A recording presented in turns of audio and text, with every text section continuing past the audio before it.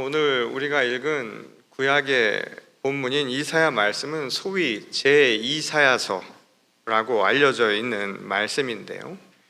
선지자의 설교 중 일부 내용을 우리가 함께 읽어보았습니다.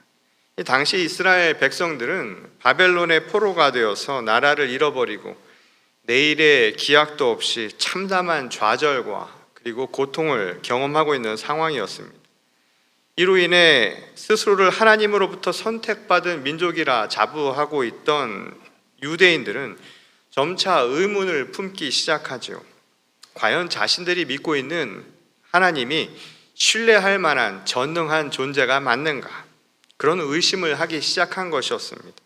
진정 전능한 신이라면 이처럼 자신들을 외부 세력에 의해서 처절하게 멸망하도록 내버려 두지는 않았을 것이라고 그들은 생각했던 것이죠. 만약 그게 아니라면 어쩌면 자신들이 생각하고 있었던 것, 하나님으로부터 선택받았다라고 한 그 생각이 사실이 아닐 수도 있겠다라는 의문을 갖기 시작했다는 겁니다. 이에 대해 이사야는 그들이 믿는 여호와 하나님은 그들을 창조하신 분이라고 그 사실을 다시 한번 재확인시켜 주죠. 그러니까 하나님을 의심하지 말라는 겁니다. 오늘 본문 1절을 보면 야곱아 너를 창조하신 여호와께서 지금 말씀하시느니라, 이스라엘아 너를 지으신 이가 말씀하시느니라, 이렇게 이야기를 하죠. 이사야가 두 번이나 걸쳐서 반복해서 여호와 하나님을 창조자라고 이야기를 하는 것을 볼 수 있습니다.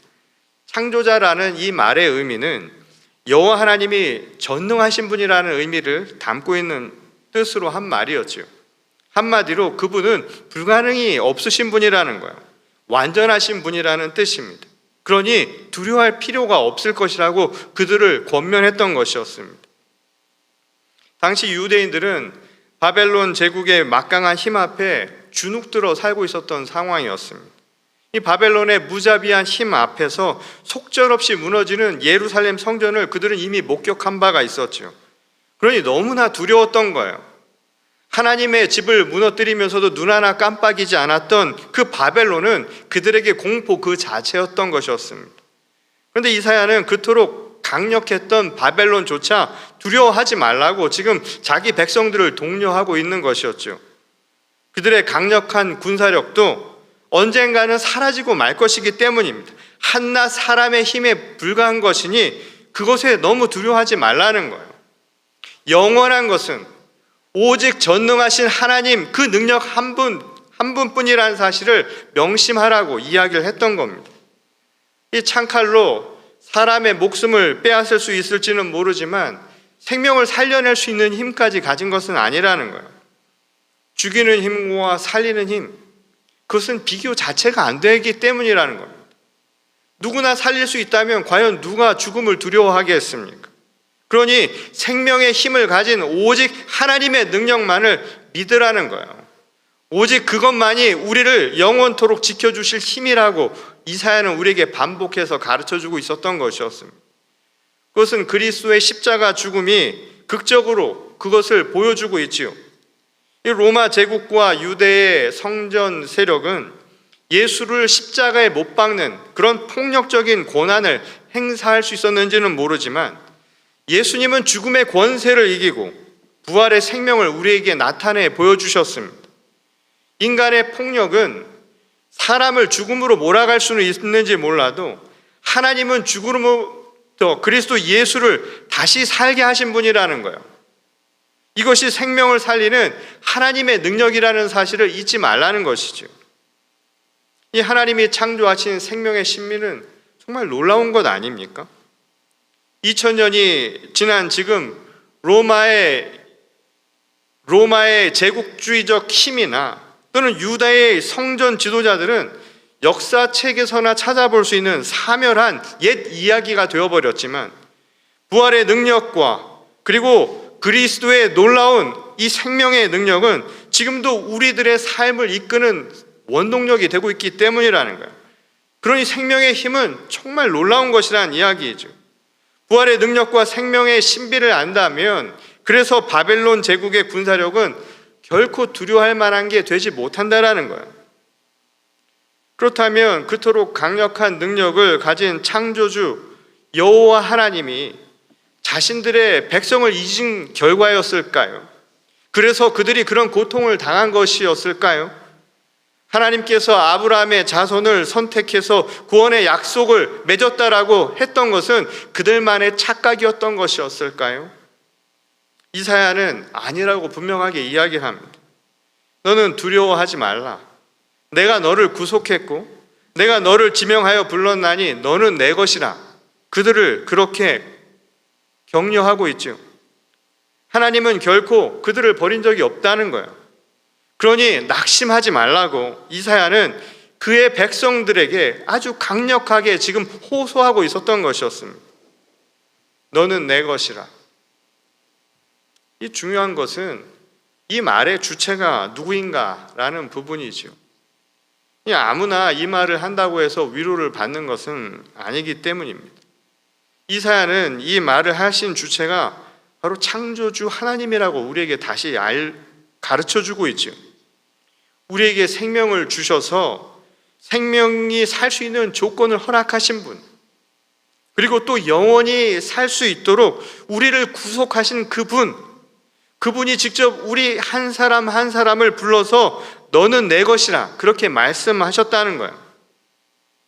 이 세상에 이 말처럼 우리에게 더 따뜻하고 더 위로가 되는 속삭임이 있을 수 있을까요? 전능하신 창조주 하나님이 우리를 불러서 지금 나에게 너는 내 것이라고 이야기해 주신다고 한번 생각해 보십시오.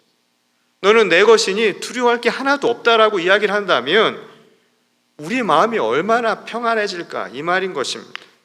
너무나 자명한 것이죠. 그런데 문제는 사람들이 그걸 어떻게 할 수 있겠느냐라고 의심을 한다는 거예요. 이것은 바꾸어 이야기한다면 내가 하나님의 것이라고 하는 것에 대한 확신이 없다는 뜻이죠. 도대체 내가 하나님의 것이라고 하는 것을 어떻게 확신할 수 있겠느냐? 사람들은 그렇게 묻는다는 거예요. 이 초대 신앙 공동체는 그 증거를 예수 그리스도의 십자가 사건을 통해서 찾고자 했습니다. 이 그리스도의 죽음과 부활을 통해서 창조주 하나님의 전능하심을 그들은 확인했다고 생각을 한 겁니다. 그리고 그것이 자신들을 택해서 구원을 완성하시기 위해 보여주신 하나님의 사랑의 확증이라고 그들은 그렇게 이해했던 것이었죠.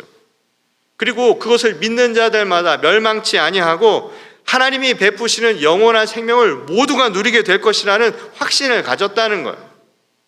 그래서 어떠한 고초와 어떠한 핍박이 닥칠지라도 자신들을 향한 하나님의 사랑을 끊을 것은 없다라는 그 믿음으로 견디고 또 견뎌냈다라는 거예요. 그래서 그들은 하나님이 자신을 부르셨고 그래서 너는 내 것이라고 말씀하신 그 믿음을 확신을 갖게 되었다는 것이었죠. 그런데 여전히 의심의 눈초리를 거두지 않는 사람들이 많이 있지요. 왜냐하면 예수의 십자가 죽음을 한편에서는 하나님의 놀라우신 전능하신 능력이라고 생각하는 사람이 있었던가 하면 다른 한편으로는 그것은 하나님의 권능이 아니라 한낱 연약한 인간의 무능을 보여준 사건이라고 생각했던 사람들도 있었기 때문이었습니다. 오늘 우리가 읽은 누가복음에 기록된 예수님의 세례 이야기는 이러한 사람들의 의심을 오히려 부채질할 만한 이야기라 할 수 있는 대목이죠. 당시 요한이 행한 세례는 물로 더러운 것을 씻어내는 아주 대중적인 방식의 의식이었습니다. 적어도 형식적으로 보면 누구나 할 수 있다는 점에서 굉장히 대중적이라고 할 수 있는 의식이었다는 거예요.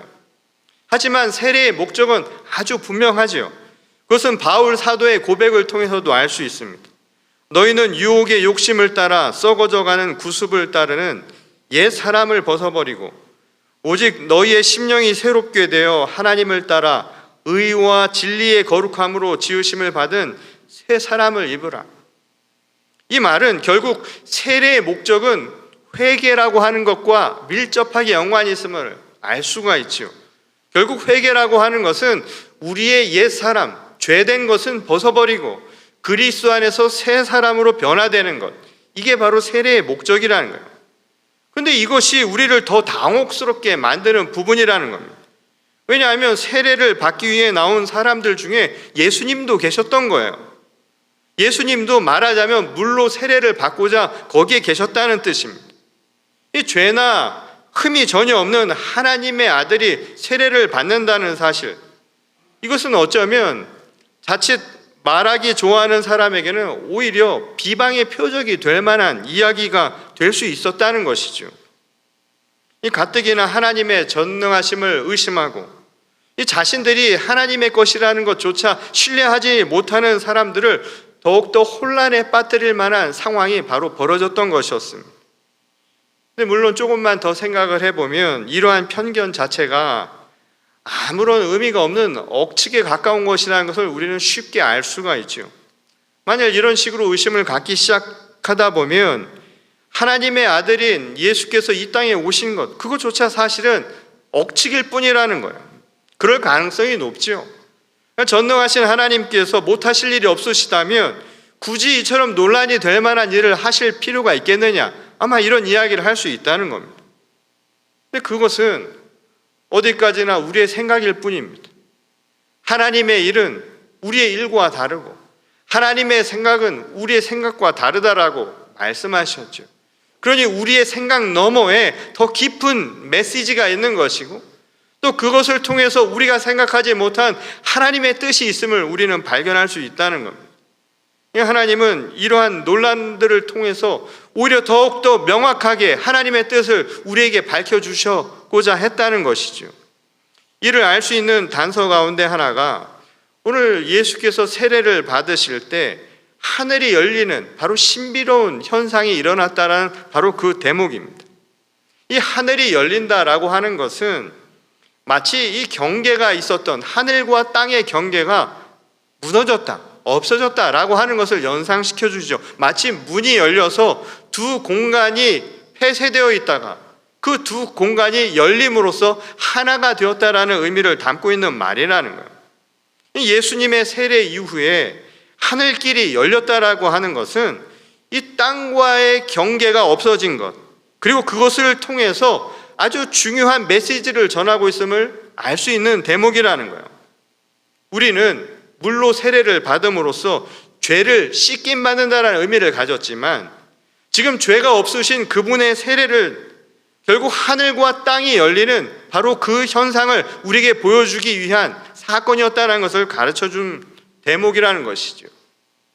그것은 바로 우리를 위해 하나님의 사랑을 적극적으로 표현하시고 그것을 증거하기 위한 모습이었다는 거예요. 작년 여름 이 코로나 바이러스가 한창 기승을 부리고 있을 무렵이었습니다. 외신 기사를 통해서 이 안타까운 소식 하나를 제가 접한 일이 있었습니다.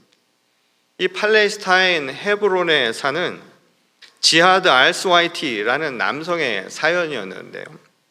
지금 사진에 보이는 저 남성입니다.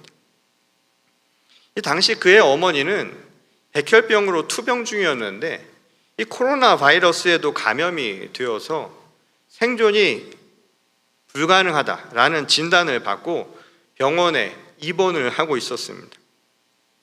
근데 이 위중한 어머니를 이 아들은 만날 수가 없었던 거예요. 왜냐하면 이 병원 측에서 방역 규제로 안전 수칙 때문에 방문자를 받지 않았습니다. 특히 이 알스와이티의 어머니처럼 위중한 분들은 전혀 다른 사람들과의 접촉이 금지가 되었죠. 그래서 결국 이 아들이 어머니를 만나기 위해서 한 가지 방법을 생각을 해냅니다. 그것이 무엇이었냐면 저 병원 바깥에 외벽에 설치되어 있는 파이프를 타고 올라간 거예요. 지금 저 건물의 2층에 올라서서 지금 창밖에서 누워있는 어머니를 바라보는 그 아들의 모습이 사진에 찍힌 것이었습니다. 그렇게 저 아들은 매일 창밖에서 어머니를 바라봤던 것이죠. 어머니가 세상을 떠나는 그 순간에도 저렇게 아들은 마지막 임종을 지켜보았다고 합니다. 저는 알스와이티라고 하는 이 남성이 그토록 어려운 길을 마다 않고 벽을 타오른 것은 바로 저기 있는 저분이 내 어머니라고 하는 이 자식으로서의 그 마음 때문이 아니었을까, 저는 그런 생각이 들었습니다. 이 어머니를 향한 애타는 자식의 마음, 볼 수 없을 것이라는 그 안타까움이 그 경계를 허물고 이 없는 길도 만들어서 그 어머니를 만날 수 있도록 만든 원동력이 되었던 것이죠. 저는 예수님이 세례를 받을 때 하늘문이 열렸다라고 하는 현상도 그렇게 생각을 해보았습니다. 어쩌면 하늘이 열린 것은 하나님께서 지금 세례를 받고 계실 저 예수, 그리고 그 예수를 통해서 만나게 될 우리 모두에게 전한 하나님의 메시지였다는 거예요. 내 사랑하는 아들이라고 부른 것처럼 우리를 향한 그 지극한 사랑을 저는 그렇게 보여주신 것이라는 생각이 들었습니다. 그래서 우리도 그리스도를 따라서 세례를 받고 회개해서 이제는 내가 산 것이 아니라 내 안에 계신 그리스도로 사는 삶을 사는 우리라면, 그래서 우리가 그리스도와 하나가 되면 그리스도를 내 아들이라고 불러주신 하나님께서 오늘 우리도 너는 내 것이라고 부르시는 그 음성을 듣게 되는 것이라는 생각을 해보게 된 것이었습니다. 예수님의 세례를 통해 하나님께서 우리에게 전하고자 한 메시지를 가늠할 수 있는 이 또 다른 단서가 하나 있습니다. 그것은 바로 세례를 행했던 방식을 통해서도 찾게 되지요. 이 요단강에서 물로 세례를 받았다라고 하는 바로 그 부분입니다. 이 물은 우리의 몸을 깨끗하게 할 수 있는 도구죠. 말하자면 도움이 되는 것입니다. 근데 그 전에 물이라고 하는 것은 모든 피조물들에게 있어, 모든 생명체에게 있어서 없어서는 안 될 삶의 원천이 되는 게 바로 물입니다. 저는 노아 시대에 죄에 빠져 타락한 세상을 하나님께서 물로 심판하신 이유가 어쩌면 생명의 근원이신 하나님의 뜻을 다시 한번 생각해 보라는 의미로 그렇게 판단을 해보았습니다. 오래전 저는 이 부분을 설교하면서 하늘에서 내렸던 그 심판의 비, 그 홍수는 어쩌면 우리를 향해 흘리신 하나님의 눈물이 아니었을까, 그런 비유를 한 일이 있었습니다. 저는 오늘 같은 맥락에서 오늘 이 세례도 생각해 보았습니다.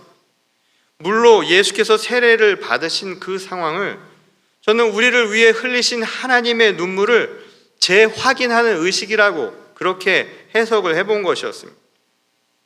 오래전 이 땅을 심판하시며 눈물을 흘리셨던 하나님의 그 마음을 세례를 통해서 다시 한번 헤아리며 오늘 새 사람으로 살고자 하는 결단의 시간이 바로 세례의 의미였다는 것이죠. 일본의 기독교 사회운동가이자 이 빈민촌의 성자라고 불리던 분이 한 분이 있습니다. 이 가가와 토요이코라고 하는 분이 계셨는데 이 그분의 글 중에 눈물의 이등분이라는 글이 있어요. 이 가가와 목사님은 러일 전쟁 이후에 극심한 경제난으로 힘들어하던 고베 빈민굴에서 이 소외된 사람들을 섬기며 살고 계셨습니다. 그리고 그들을 위해서 사회의 변화를 위해 여러 가지 운동을 하신 분이었습니다. 그런데 당시 일본에는 고가에시라고 하는 전통이 하나 있었어요. 이 풍습 같은 게 하나가 있었습니다. 그게 뭐냐면 아이를 하늘로 반품한다라는 뜻입니다. 그것은 더 이상 가난으로 양육할 수 없는 아이들을 길에 버리거나 또는 돈을 주고선 누군가에게 그냥 보내는 그런 일들이 비일비재했던 것이었죠.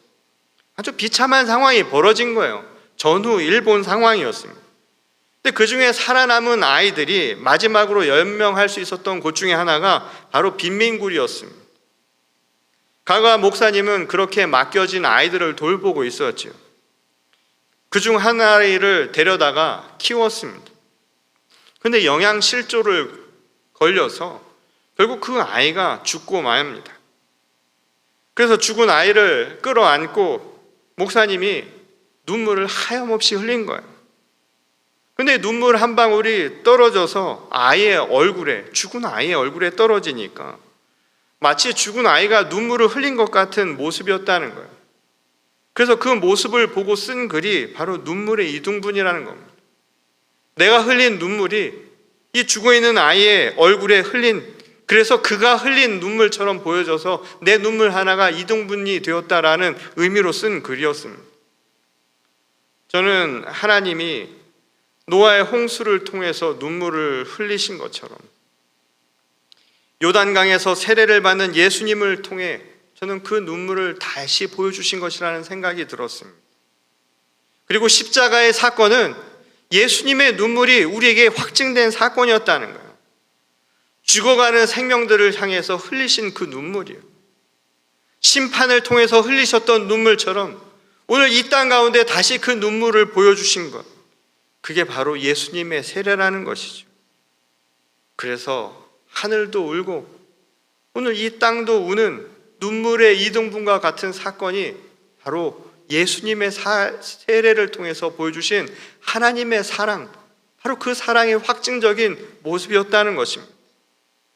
그리고 그 눈물을 통해서 저는 오늘 우리에게 이런 말씀을 전하고 계시다는 생각이 들었습니다. 너는 아직도 내 것이라고. 그러니 두려워 말라고. 지금 우리는 여전히 삶의 무거운 짐을 안고 살아가고 있습니다.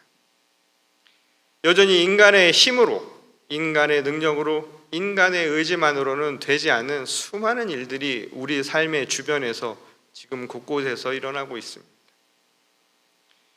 여전히 팬데믹이라고 하는 기후는 사라질 줄 모르고 이 많은 사람들을 위축시키고, 또 여전히 지하도와 같이 어머니를 잃어버리는 아픔, 가족을 잃어버리는 아픔 속에 살아가는 사람들이 있지요. 그때 우리는 아마 물어볼 겁니다. 유대 백성들이 물었던 것처럼 과연 저분은 전능하신 하나님이 맞습니까? 혹시 하나님은 우리를 잊고 계신 것은 아닐까요? 그런 이 순간에도 하나님은 우리에게 말씀하고 계십니다. 우리가 흘리는 눈물, 그것은 우리만의 것이 아니라는 거예요. 하나님도 우리와 함께 울고 계시다는 겁니다. 그리고 여전히 우리에게 말씀하고 계십니다. 너는 내 것이니 두려워 말라고 말이죠. 아직도 그 눈물을 생각하지 못하는 많은 사람들은 이렇게 묻겠죠. 과연 그것을 어떻게 묻느냐고요. 저는 세상에 눈물보다 더 진실한 증거가 또 있을까라는 생각을 해봅니다. 어떤 이는 인생의 무게를 한 줌의 먼지만큼 밖에 되지 않는다고, 그래서 참 허망한 것이 인생이라고 이야기하는 것을 종종 듣곤 합니다. 그렇게 흩어져 살아버리는 게 인생이라는 것. 근데 저는 오늘 우리 인생의 무게는 눈물의 무게와 비례한다라는 생각을 해보았습니다. 그래서 우리를 위해 흘리신 하나님의 그 눈물의 무게만큼 오늘 우리들의 인생의 무게도 무거워질 수 있다라는 거예요. 그래서 하나님이 흘리신 눈물의 무게를 아는 자라면 오늘 우리 인생의 무게가 결코 가볍지 않다라는 것을 하나님은 오늘 우리에게 선포하고 계시다는 것입니다. 바라기는 저는 하나님께서 오늘 이 눈물로 우리에게 호소하고 있는 이 위로의 말씀을 우리가 오늘 마음 깊이 새기기를 소원합니다. 너는 내 것이라. 하나님은 여전히 우리를 눈물로 그 사랑을 확증해주고 계신 분입니다. 전능하신 하나님은 우리를 지키고 계신 분입니다. 비록 우리 주변에서 일어나고 있는 많은 일들이, 또 우리가 생각하고 또 우리의 능력으로 이겨내지 못할 것 같은 그 모든 일들도 언젠가는 사라지고 말 것들입니다. 분명히 이겨내게 하실 것입니다. 승리하게 하실 것입니다. 그러니 오늘 전능하신 하나님의 그 힘을 믿으십시오. 그리고 오늘 우리에게 말씀해 주시는 그 위로의 말씀을 오늘 우리 삶에 참된 위로로 받으시기 바랍니다. 너는 내 것이라. 우리 모두는 하나님이 부르신 하나님의 사랑받는 자녀입니다. 오늘 이 시대를 휩쓸고 있는 악한 기운과 우리를 누르고 있는 삶의 무게를 이겨내는 힘의 원동력이 될 수 있기를 소원합니다. 바라기는 금년 한 해 이것이 우리의 소망이 되어서 하나님의 말씀 안에 그 눈물의 무게만큼 우리 인생의 충만한 열매를 맺어갈 수 있는 저와 여러분 모두가 될 수 있기를 주님의 이름으로 간절히 축원합니다. 우리 다 같이 기도하시겠습니다. 우리를 지극히 사랑하시는 아버지 하나님, 오늘 우리 이 시대를 살아가면서 종종 묻곤 합니다.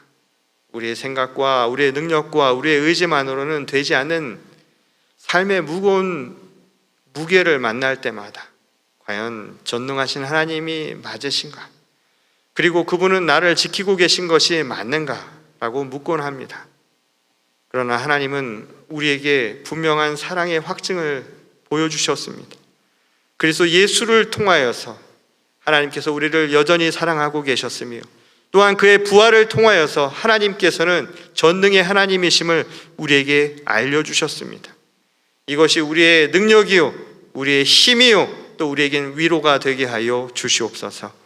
너는 내 것이라 불러주신 하나님의 뜻을 우리 마음에 새기고 그 소망 가운데 오늘도 넉넉히 승리하며 살아가는 주의 거룩한 교회와 성도가 되게 하여 주시옵소서. 오늘 움츠러들었던 우리들의 삶을 하나님께서 다시 한번 기지개 펴고 이겨내게 하실 줄 믿사오며 거룩하신 우리 주 예수 그리스도의 이름으로 간절히 기도드렸습니다. 아멘.